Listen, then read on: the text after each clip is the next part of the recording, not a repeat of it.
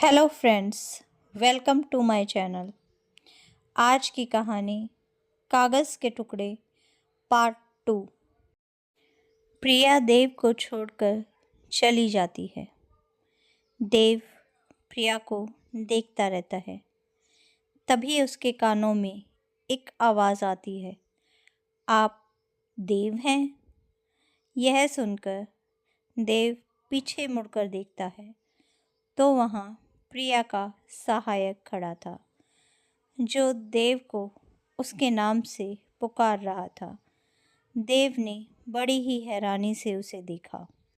देव के चेहरे की हैरानी देखते हुए उस सहायक ने कहा, सर, आपको तो हमारा पूरा ऑफिस जानता है। प्रिया मैडम के आने के बाद सब जानते हैं कि प्रिया मैडम किसी देव से बहुत प्यार करती है। बस आज तक किसी ने आपको देखा नहीं था। मैं पहला हूँ जिसने आपको देखा है। देव ने मुस्कुराते हुए कहा, अच्छा, आपका पूरा ऑफिस भला मुझे कैसे जानता है? उस सहायक ने कहा, प्रिया मैम जब से ऑफिस आई हैं तब से हर रोज़ आपके नाम पर कुछ कागज़ के टुकड़े लिखती हैं। उन छोटे छोटे टुकड़ों में हमेशा आपका नाम होता है। कभी कभी वो फाइलों में आ जाते हैं और हम जैसे लोग उन्हें देख लेते हैं। इसीलिए पूरा ऑफिस ये जानता है कि प्रिया मैम किसी देव से बहुत प्यार करती हैं, बहुत ही ज़्यादा। देव ने उस सहायक की तरफ हाथ बढ़ाते हुए कहा, आपसे मिलकर अच्छा लगा और आपने जो बताया उसे सुनकर बहुत ज़्यादा खुशी। उस सहायक ने पूछा, सर, प्रिया मैम ऐसे ही चली क्यों गई? देव ने कहा, इतने सालों बाद अचानक से मैं आज उसे मिला हूँ। वो नाराज़ है मुझसे, बस इसीलिए। पर तुम फिक्र ना करो, मैं जानता हूँ उसे।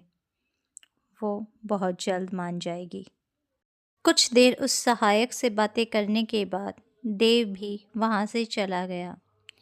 अगले दिन सुबह प्रिया जब नींद से जागी तो उसे अपने दरवाज़े पर कुछ फूल और उसके साथ कुछ चिट्ठियाँ मिली, जिन्हें देखने के बाद वह हैरान हो गई। वो सारी चिट्ठियाँ देव ने लिखी थी। ये चिट्ठियाँ उन 5 सालों के दौरान देव ने लिखी थी जिस वक्त वह प्रिया के पास नहीं था। वह रोज़ प्रिया को एक चिट्ठी लिखता था, लेकिन कभी उन्हें पोस्ट नहीं करता था। वह डरता था कि कहीं अगर वो वापस नहीं लौट पाया और प्रिया उसकी उम्मीद में बैठी रही तो यह प्रिया के साथ गलत होगा। देव की चिट्ठियाँ, मेरी देव की चिट्ठियाँ, यह कहते हुए प्रिया अपने बेड पर आलती पालती मारकर जा बैठी। फिर उसने कुछ देर उन फूलों को देखा जो देव ने उसे दिए थे। वह उन्हें देखने लगी, उन्हें सूंघने लगी। फिर कुछ देर बाद उन फूलों से नज़र हटाकर उसने उन चिट्ठियों को देखा। फूलों को साइड में रखते हुए प्रिया ने एक एक चिट्ठी को पढ़ना शुरू किया। चिट्ठी पढ़ते पढ़ते उसकी आंखों से आंसू बह रहे थे। वह अपने एक हाथ से अपने आंसुओं को पोंछ रही थी और दूसरे हाथ में चिट्ठी को पढ़ रही थी। एक एक चिट्ठी पढ़ने के बाद प्रिया उन्हें अपने सीने से लगा रही थी। वह ऐसे आंसू बहाए जा रही थी कि जैसे पता नहीं उसे क्या मिल गया हो। चिट्ठी पढ़ते पढ़ते वह यूं ही रोती रही।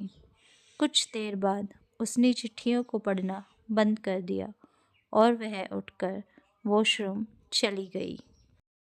कुछ समय के बाद प्रिया वॉशरूम से बाहर आई और वह लाल कलर के चूड़ीदार में थी। वह आईने के सामने आई और ख़ुद को देखने लगी।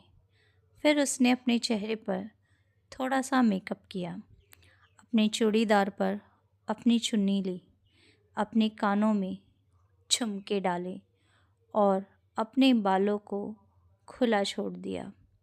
वह अपने कमरे के बाहर आई तो उसने नीचे से किसी के हंसने की आवाज़ सुनी।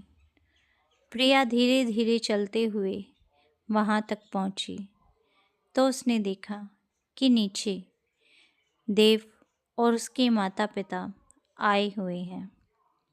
वह उसके माता पिता को नमस्ते कहने लगी। नमस्ते अंकल आंटी। उसके माता पिता ने कहा, नमस्ते बेटा। प्रिया की आवाज़ सुनने के बाद देव ने प्रिया की तरफ मुड़कर देखा तो वह जैसे स्तंभ सा रह गया।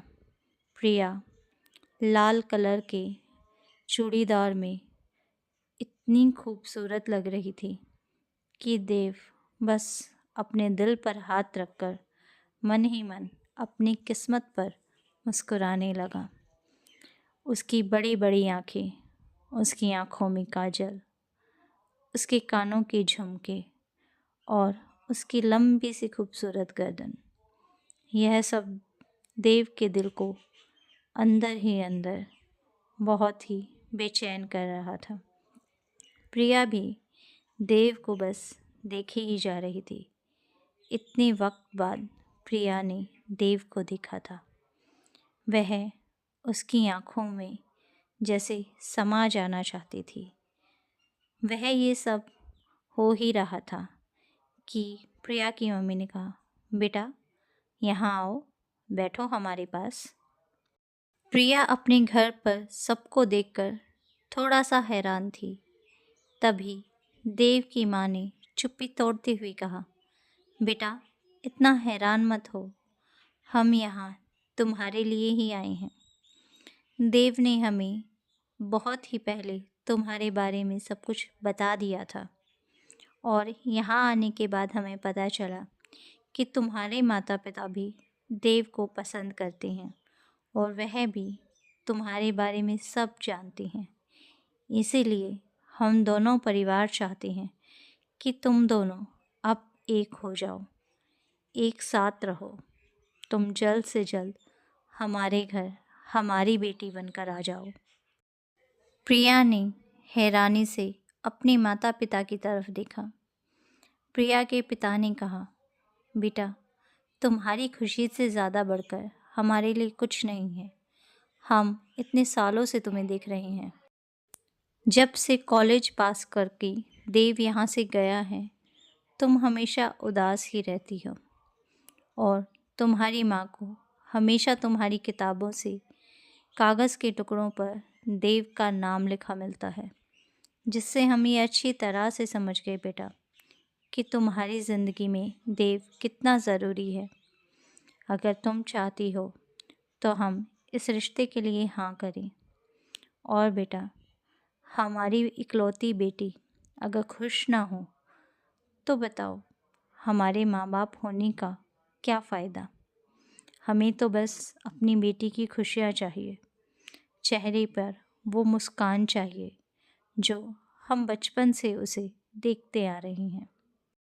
अपने पिता की बात सुनने के बाद प्रिया ने अपनी नज़रें और गर्दन झुकाकर हाँ में अपना सिर हिलाया और प्रिया के पिता ने देव के पिता से कहा, रिश्ता पक्का है। रिश्ता पक्का होने की खुशी में सब एक दूसरे को मिठाइयाँ खिलाने लगे। प्रिया जो नज़रें झुकाए बैठी थी, अपनी आँखों की कनखियों से देव को देख रही थी और होठों पर एक भीनी सी मुस्कान लिए थी। तभी प्रिया की माँ ने कहा, जाओ बेटा, देव को बाहर ले जाओ, थोड़ा घुमाओ, तुम भी एक दूसरे से बातें करो। बहुत दिन हो गए तुम्हें एक दूसरे से मिले हुए। यह कहते हुए उसकी माँ ने देव और प्रिया को बाहर भेज दिया। देव और प्रिया जैसे ही बाहर गए, प्रिया ने देव को मुक्कों से मारना शुरू कर दिया और उसे अपनी झूठी नाराज़गी दिखाने लगी। तुम बहुत शैतान हो। किसने कहा था तुम्हें मेरे घर रिश्ता लाने के लिए?